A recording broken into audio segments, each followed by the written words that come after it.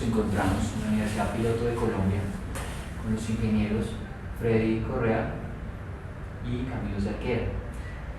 Vamos a tratar un tema muy importante, tiene que ver con la economía internacional, y es el tema de evasión de impuestos, paraísos fiscales, entre otros temas muy interesantes, en el cual, antes de abordar esos temas, quisiera aclarar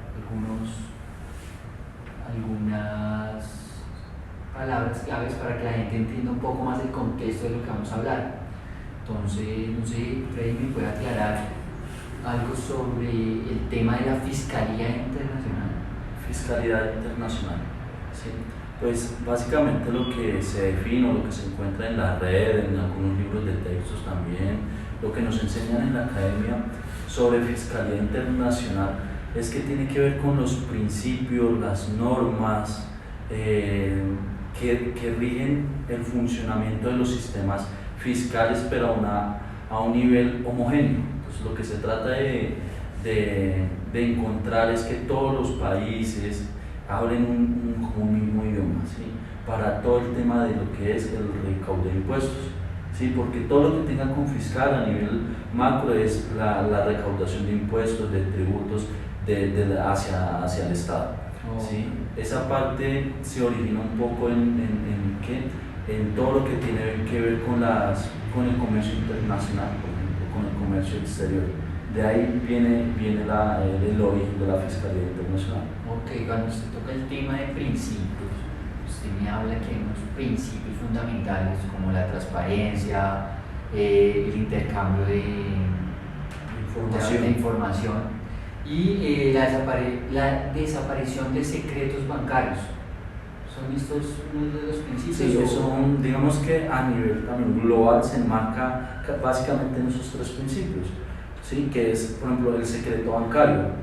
¿Por qué? Porque detrás de ese secreto bancario pues ocurren muchas ilegalidades, por así decirlo. Sí, ese es uno de los principios. Algo también que se lleva a resolver a lo que vamos es el intercambio de información, que pueda haber intercambio de una nación a otra para saber si allá está tributando X o Y empresa, pues acá de pronto digamos no tributo, que sería doble tributación. Okay, o sea, eso me lleva a todo esto de los secretos bancarios. Quieren decir que hay un fraude fiscal detrás de esto, hay una evasión fiscal y una elusión fiscal, pero bueno, ¿todo esto es lo mismo o hay alguna diferencia entre alguna de estas? De acuerdo, ¿qué sucede con esos tres conceptos? Básicamente el fraude fiscal es un concepto que enmarca o reúne los otros dos conceptos, la evasión y la elusión. ¿Qué es el fraude fiscal? El fraude fiscal es el incumplimiento consciente de las normas que nos lleva a cumplir con las normas tributarias para poder pagar los impuestos. Cuando se hace conscientemente se define que hay un fraude fiscal. ¿Qué sucede? Hay dos formas de hacer este incumplimiento. O sea, el fraude fiscal es, yo estoy consciente de lo que estoy haciendo.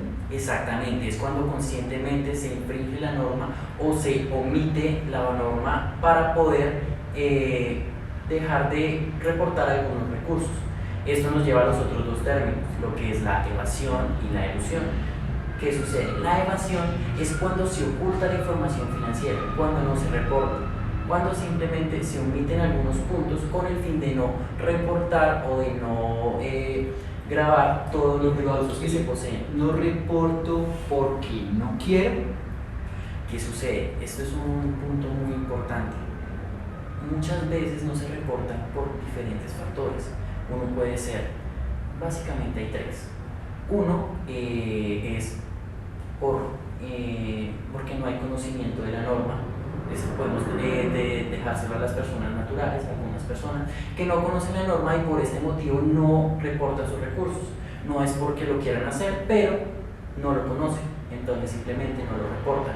El segundo motivo ya es cuando hablamos de temas relacionados al incumplimiento por omitir los recursos financieros en los que se poseen. ¿Qué sucede? Cuando una persona ya deja de omitirlos, puede ser por que no confía en la institucionalidad, no confía en las instituciones del gobierno, por lo cual deciden no reportar sus recursos porque no sabe qué se va a hacer con estos recursos, lo cual nos puede llevar a temas de corrupción y todo esto. Básicamente no los ven representados. Exactamente, no se ven representados por las instituciones. No, en medio de todo, pues a lo que lleva la ilusión, el fraude fiscal, la evasión fiscal, pues es como lo dicen por ahí, un detrimento fiscal, un detrimento de las finanzas del Estado. Sí, esa es como la consecuencia. Al fin y al cabo, pues el Estado viene siendo también la sociedad, los partícipes, los que conformamos el Estado, pues nos vamos a ver afectados. Ya no habrán políticas de bienestar, ya no habrán, no sé, programas del gobierno. ¿Por qué? Porque se están reduciendo esos ingresos públicos, que es lo que le da la vida al Estado. O sea, aquí la diferencia, o sea, ¿es lo mismo la evasión fiscal que la elusión fiscal? No, es de lo que hemos hablado actualmente, es de la evasión fiscal. La evasión fiscal es ocultar la información financiera. Elusión hace referencia a presionar los huecos que hay dentro de la norma en cada una de las jurisdicciones o de los países. De cada país. O Exactamente. sea que básicamente yo tengo una norma acá, pero puedo hacer una evasión fiscal apoyándome a otro país, otro gobierno. Se puede hacer, o se puede hacer una ilusión por medio de huecos o por así fallas dentro de la norma que lleva a las personas a poder declarar menos impuestos por los huecos que hay dentro de la misma. Esa es la diferencia entre ilusión y evasión. Eso no es como algo similar, o sea, aprovechándose de eso. Digamos que he escuchado casos donde se crean áreas legales, por así decirlo, áreas legales de una empresa que estudian esos huecos, esos vacíos de la norma para darle como esas alternativas a la compañía. No, por este lado podemos evadir haciendo esta operación, haciendo esta otra transferencia, evadimos estos impuestos y demás. Digamos que acá llegamos a un tema muy importante y es el trabajo de investigación de los Panama Papers. ¿Sí?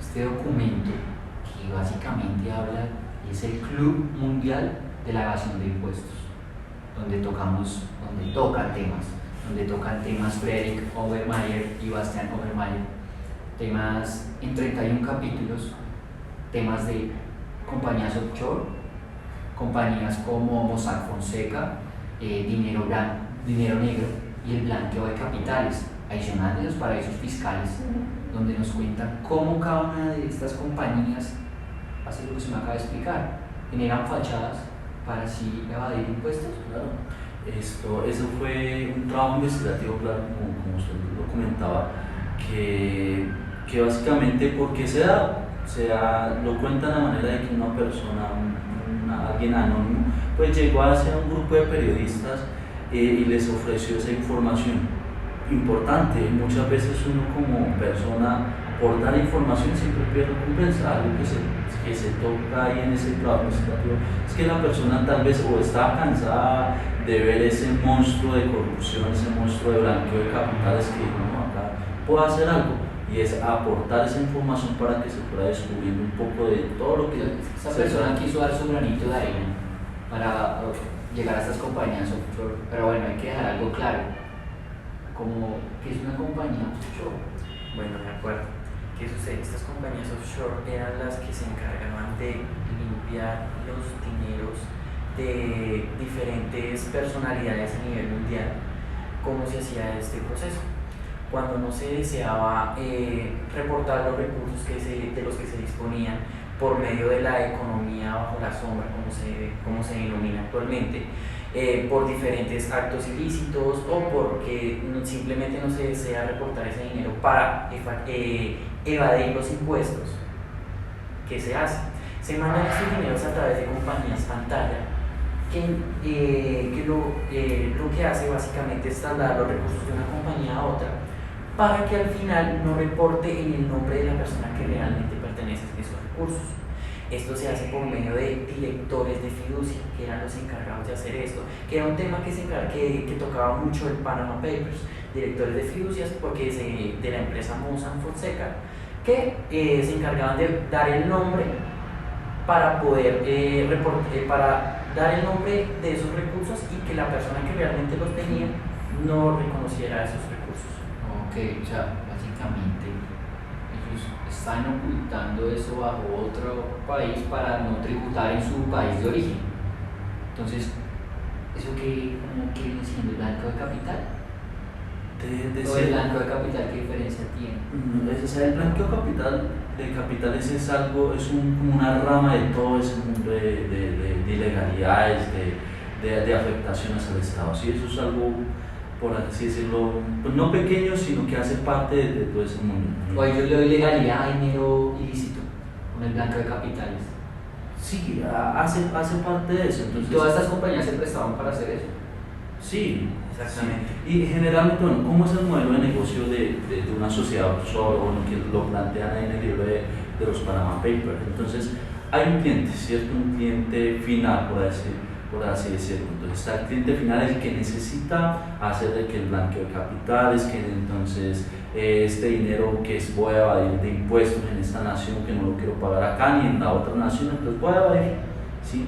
Entonces, yo como cliente, por medio de una figura que puede ser un banco, un gestor o puede ser había otra figura, los abogados también muy frecuentes. Entonces yo me contacto con esa persona, él me dice, sí, claro, yo conozco, por ejemplo, una sociedad, una empresa que nos puede llevar a contribuir a evadir esos ingresos. ¿Y cómo es? Entonces, yo no voy por ejemplo, directamente a figurar en la sociedad offshore, yo no, ¿cierto? Entonces, yo contacto a mi abogado, mi abogado contrata, por ejemplo, a Mossack Fonseca, ¿cierto? Y entre ellos dos empiezan a interactuar. ¿Y Mossack Fonseca qué hace? Es la que hace todas esas sociedades pantalla, ¿cierto?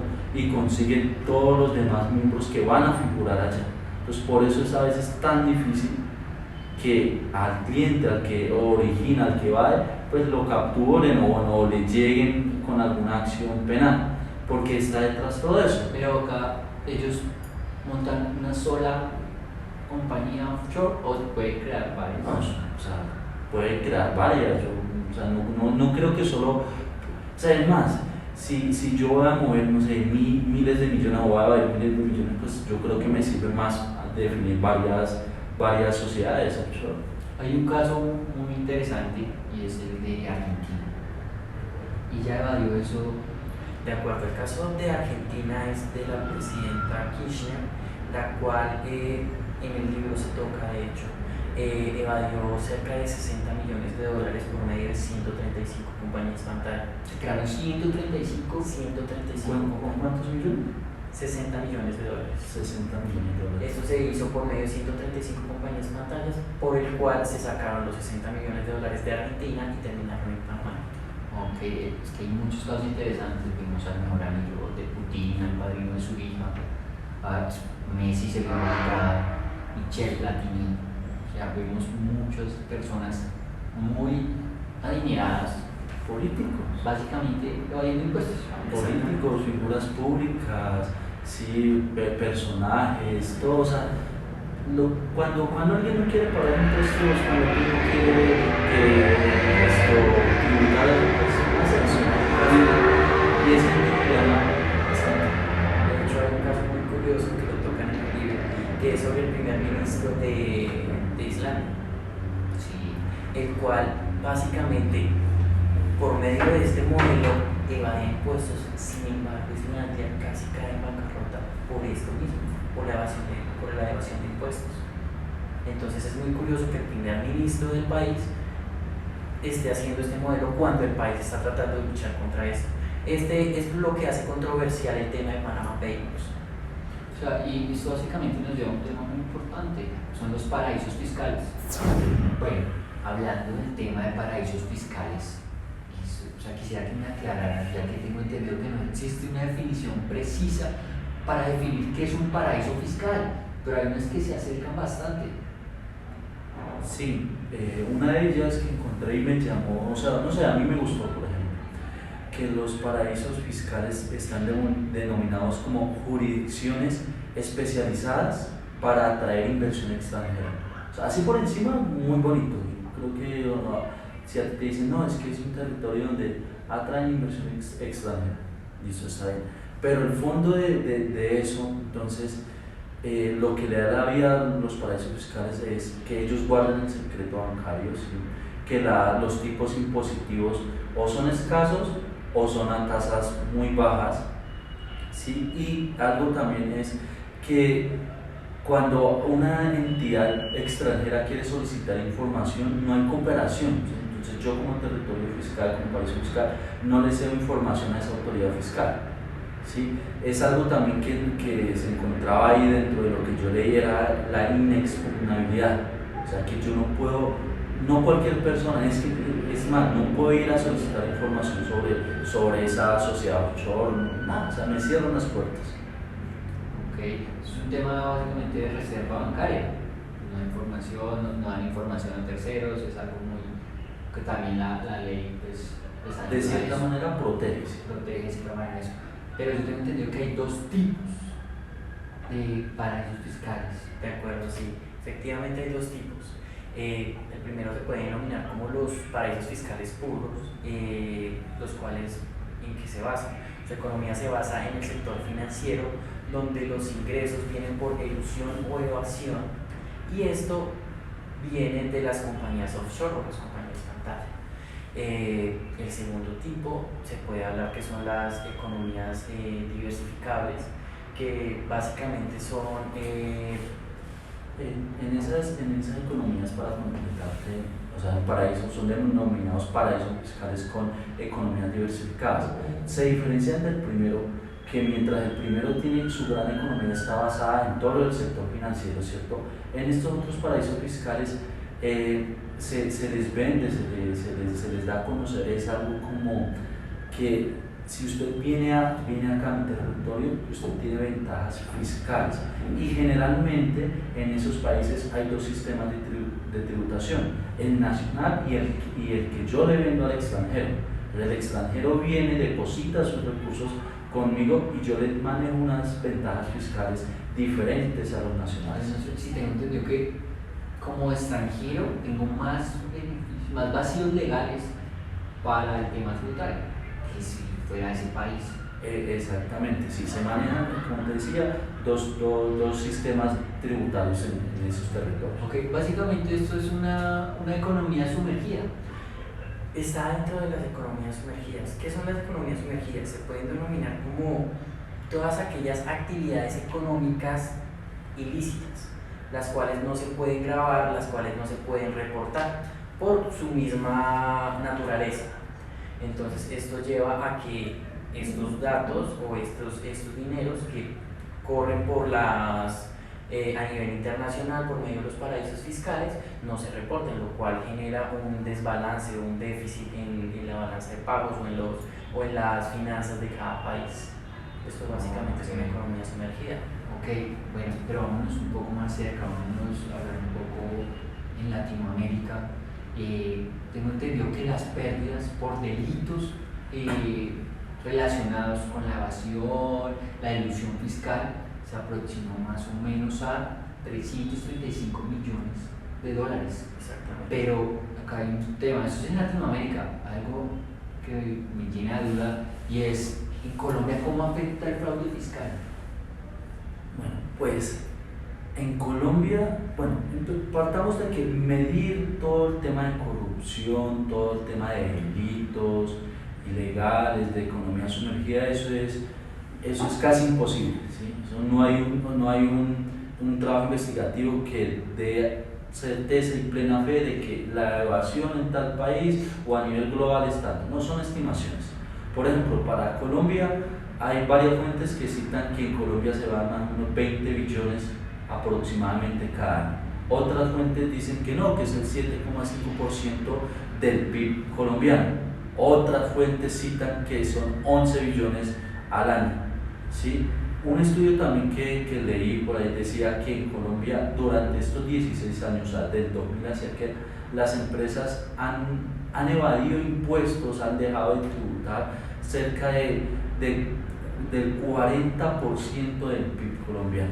¿Sí? Entonces son diferentes estimaciones, pero las cifras son gigantescas, no son cualquier denominación pequeña, ¿no? Son cifras que tienen un gran número, un gran peso. Ok, la gente básicamente hace esto acá en Colombia porque no ve representados sus impuestos. Exactamente, digamos que esto nos lleva a los principios que hablamos al comienzo, y es que no se ven representados o no quieren reportar sus dineros, o simplemente por carga tributaria no quieren reportar más de lo que realmente alcanzarían a reportar. Básicamente es por temas, como usted me decía, de ética. Mucha gente poco ética Los valores. no lo hace porque se excusan en que no los ven representados en salud, en vías, en temas básicos para una mejor calidad de vida. Sí, digamos que para ver un ejemplo más aterrizado, y digamos que va muy al tema hablando de cifras, en el mes de agosto se desmanteló una banda la cual denominaron el cartel de IVA. Esta fue un anuncio que hizo el presidente Iván Duque en el mes de agosto, en cómo era que operaba esta banda. Esta banda le vendía las facturas a las diferentes empresas, en las cuales se encuentran bancos, se encuentran empresas de industria, de ferretería, de diferentes sectores económicos del país. ¿Qué hacían con estas facturas? Las reportaban, y esto les bajaba la base gravable de las empresas, lo cual los ayudaba a reportar menos. Esta banda estaba operando desde el año 2005 y recién la desmantelaron en agosto. Estuvo en un transcurso de más de 12 años en operación. ¿Esto lleva a qué punto? A que se lleva hasta el momento estimado que han desfalcado al Estado en cerca de 2.3 billones de pesos. Eso es una sola banda. Entonces imagínate cuál es la magnitud de esta situación que actualmente presentamos en el país, y no solo el país, como ya lo vimos anteriormente, es a nivel mundial. Sí, claro. Pero bueno, hemos hablado de todo esto, de la evasión, de los problemas, pero bueno, ¿qué se puede hacer en Colombia para mejorar el sistema fiscal, reforzar las autoridades fiscales, han dicho, reforzar la DIAN? De acuerdo, esto se puede tocar desde diferentes puntos. Hace poco leí un artículo en el cual se tocaban dos puntos básicamente en los que se iba a atacar, en los que se iba a enfocar la DIAN para reforzar su estructura. Una de estas era reforzar su capacidad operativa, básicamente las personas. La DIAN actualmente no cuenta con una operación lo suficientemente grande para poder dar a cabalidad con todo lo que se exige. Se estima que tiene un faltante de 9.000 personas, actualmente tienen contratadas 8.000, o sea, se necesitarían 17.000 para poder dar cabalidad con la operación que se necesita en el país. Entonces, uno de los factores en los que se va a enfocar es en este. El segundo es apoyarse en las tecnologías digitales. Para nadie es un secreto que las tecnologías digitales llegaron para quedarse, y esto es algo que podemos utilizar a nuestro favor en estos casos. Al utilizar tecnología o medios digitales para recaudar de manera inmediata, mejora la capacidad de recaudo de las entidades fiscales en Colombia. Ok. ¿Y otra alternativa? Pues otra alternativa, eso que acabas de resumir se puede enmarcar. Básicamente eso es lo que tenemos que mejorar. Exactamente. Básicamente, y todo eso y otras alternativas, otras soluciones se pueden enmarcar dentro de lo que se conoce como un pacto de Estado, ¿sí? Contra el fraude fiscal. Entonces, ese pacto de Estado involucra todo lo que tiene que ver con los partidos políticos, los sistemas de las autoridades fiscales. Entonces reúne todo eso en uno solo, y eso se logra básicamente, como lo dije, con la voluntad política del Estado, ¿sí? Con la voluntad política de todos los partidos, para que se mejoren esas autoridades, para que se implementen estos mecanismos de control que vayan sacando al país de esa defraudación. El tema acá es de querer. Sí, totalmente de Querer, acuerdo. y un tema tecnológico para mejorar Tecnológico monitoreo. y estructural, también en el recurso humano. De hecho, hay un informe que dice que cerca del 40% de la planta actual de la DIAN ya está prepensionada prácticamente. Entonces es muy importante tocar estos puntos. Ok, muy interesante todo este tema. Esto fue un contexto sobre el fraude fiscal a nivel internacional y nivel local. Espero les haya gustado, y gracias por vernos, y muchas gracias por venir. Espero verlos pronto. Bueno, muchas gracias. Muchas gracias.